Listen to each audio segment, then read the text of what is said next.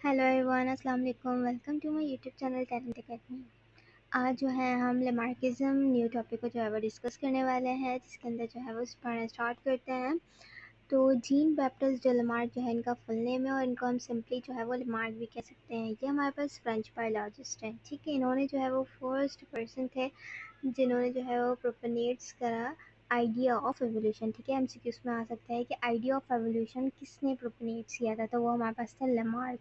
और इसके अलावा जो है ये बिलीव करते थे कि ये जो इनके ओवुलेशन का जो हमारे पास आइडिया था वो किस पर अकॉर्डेंस करता था, नेचुरल लॉज पे बेसिस था उसका, ठीक है। इनकी जो थ्योरी है हम उसको क्या कहते हैं, लेमार्किज्म कहते हैं, ठीक है। लेमार्क हैं। अब लेमार्क की थ्योरी को लेमार्किज्म, या इसको हम एक और नाम देते हैं इनहेरिटेंस ऑफ एक्वायर्ड कैरेक्टर, ठीक है। इसको याद रखिएगा, एमसीक्यूज में आते हैं। इनहेरिटेंस ऑफ एक्वायर्ड कैरेक्टर किसने जो है वो दी थी, तो वो हमारे पास होती है लेमार्किज्म ने, ठीक है। और इन्होंने इसके एवोल्यूशन के बारे में कहाँ डिस्कस किया था, अपनी बुक में, जिसको हम कहते हैं फिलोसफी जोलॉजी, ठीक है। तो आपने इसको याद रखना है।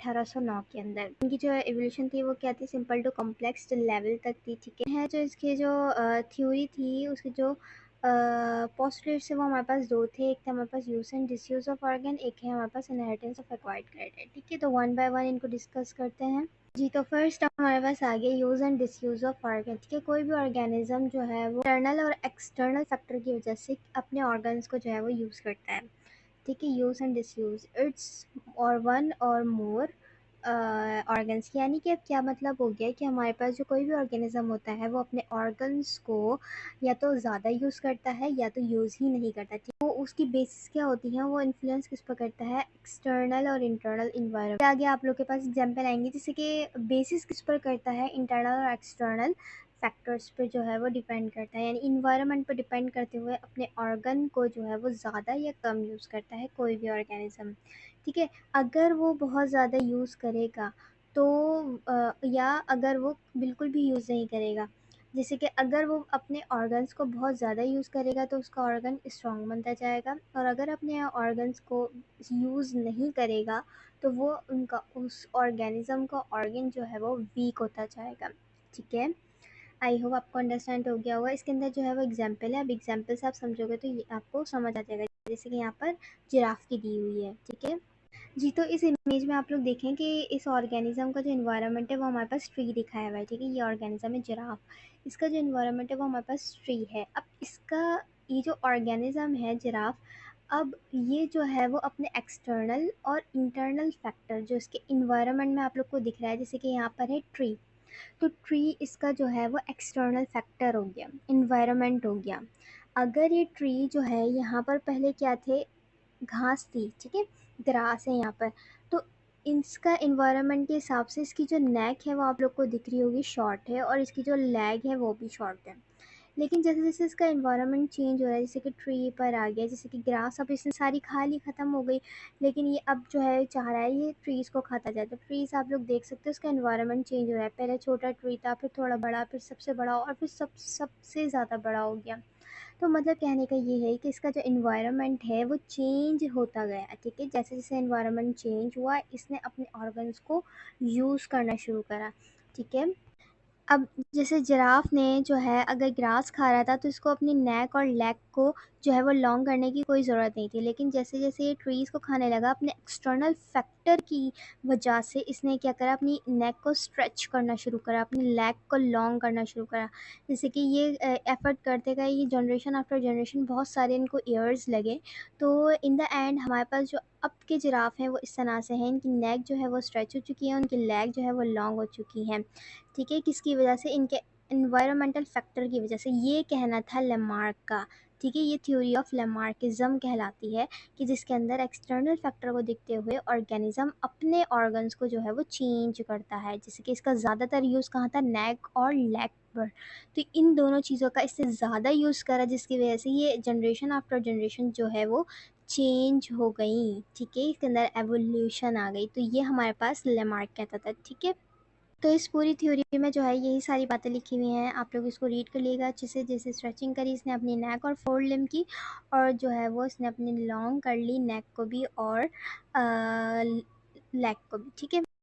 The term such a adaptive feature acquired character, जो इसने एक करेक्टर को एक्वायर्ड किया कि जैसे कि इसकी फर्स्ट जनरेशन में लेग और नेक शॉर्ट थे, लेकिन इसकी नेक्स्ट आफ्टर जनरेशन बहुत सारी जनरेशन गुजरने के बाद जो है इसने जो है वो करेक्टर को अडेप्ट किया, जैसे कि इसने लेग को जो है वो लॉन्ग कर लिया और नेक को जो है वो स्ट्रेच कर लिया, तो ये इसके एक्वायर्ड करेक्टर कहलाएंगे। ठीक है जी, तो नेक्स्ट हमारे पास inheritance of acquired character. Inheritance of acquired character के अंदर आप लोग देख सकते हो कि इसके अंदर लेमार्क कहते हैं कि जो कैरेक्टर एक्वायर्ड करें हैं, जैसे कि जिराफ ने जो है अपनी नेक और लेग को जो है वो स्ट्रेच किया, लॉन्ग किया है, तो इसके अपने ड्यूरिंग लाइफ टाइम में तो इसने अपने ऑर्गन्स को यूज़ और डिसयूज़ करा, ज़्यादातर यूज़ करा। ठीक है, तो अगर ये इस तरह करेगा कि जनरेशन आफ्टर जनरेशन के अंदर जो है ये ट्रांसफ़र हो जाएंगे। ठीक है, मतलब कि जो हमारा फर्स्ट पोस्टुलेट था वो हमारे पास है यूज़ एंड डिसयूज़, अब इसने अपनी नेक और लेग को ज़्यादातर यूज़ कर लिया। ठीक है,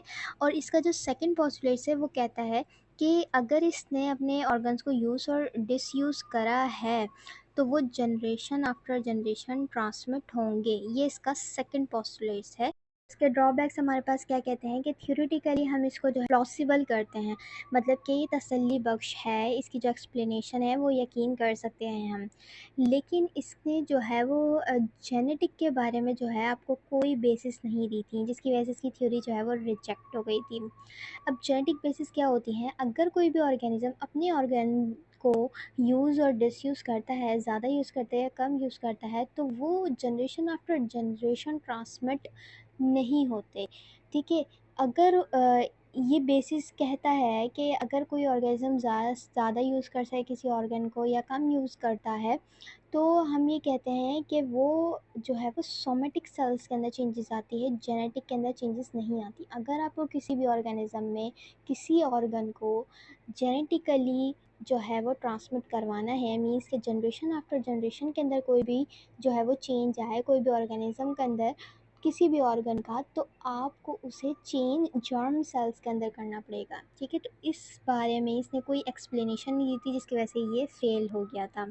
ठीक है, और एक और बात लिखी है कि विश ऑफ द ऑर्गेनिज्म, किसी भी ऑर्गेनिज्म की विश या ख्वाहिश के मुताबिक कोई ऑर्गेनिज्म का कोई ऑर्गन जो है वो चेंज नहीं होता।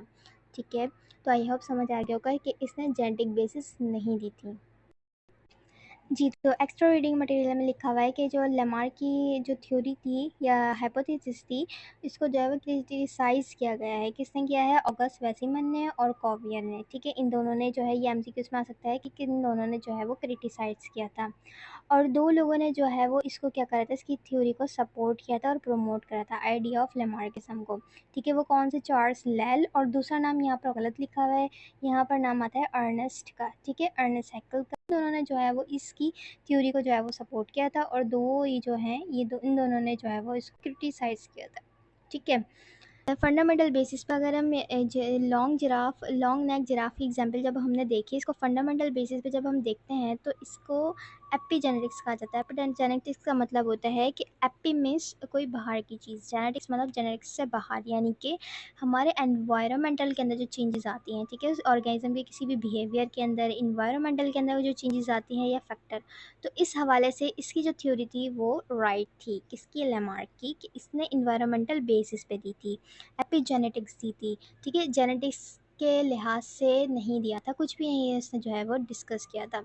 और इसका मतलब ये होता है, एपिजेनेटिक्स में ये होता है कि डीएनए की जो सीक्वेंस होती है वो सेम रहती है, लेकिन एक्सप्रेशन चेंज हो जाती है। ठीक है, अगर कोई भी आपको क्यूरी हो तो आप कमेंट सेक्शन में पूछ सकते हैं। आई होप आपको एक्सप्लेनेशन समझ आई होगी। Thank you very much. अल्लाह हाफ़िज़।